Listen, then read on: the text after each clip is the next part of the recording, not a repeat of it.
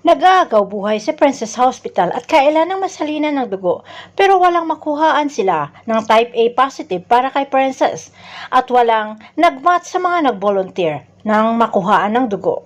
Umiiyak si Dado paglabas ng OR at kinausap si Lailani na dapat na nilang ipaalam ang katotohanan sa kay Divina at wala nang pakialam si Dado sa paglabas ng sikreto basta ang importante para kay Dado ay mabuhay at mailigtas ang buhay ni Princess. Sigurado si Dado na si Divina at Princess ay magkamas ang dugo dahil sila ay totoong mag-ina. Kinausap naman ni Lailani si Dado na hindi si Divina ang sagot ng kanilang problema.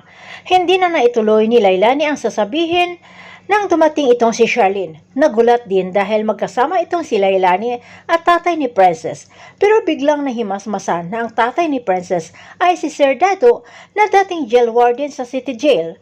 Nag-offer ng tulong si Charlene at handa magpa-test kung match sila ni Princess ng dugo, na para kay Dado ay dininig ng Diyos ang kanyang panalangin dahil nag-match itong si Charlene at Princess, na walang kaalam-alam itong si Dado na si Charlene ang totoong ina ni Princess. Samantala, hindi mapakali si Xavier sa kulungan at kailangan may magawa man lamang sila para dito sa kay Princess. Kaya humingi ng tulong sa kapwa preso para mag-ambag-ambag sila para makatulong pinansyal para kay Princess.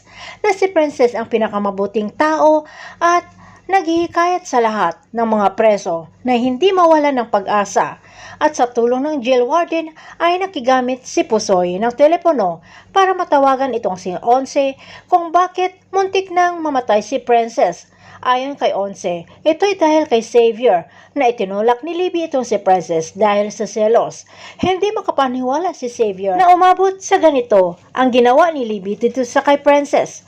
Samantala nagtagumpay ang pagsali ng dugo kay Princess at bumalik na rin ang kulay sa mukha.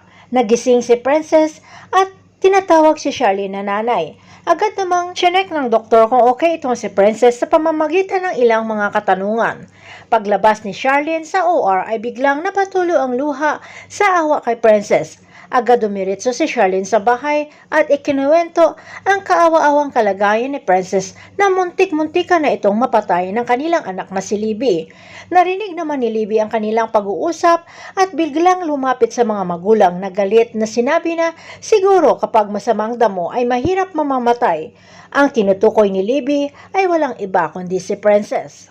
Mapabago pa kaya ni Charlene ang pag-uugali ni Libby gayong kinakampihan lagi ito ng kanyang biyana na si Sonia. Abangan na lang natin ang susunod na episode dito sa Prinsesa ng City Jail.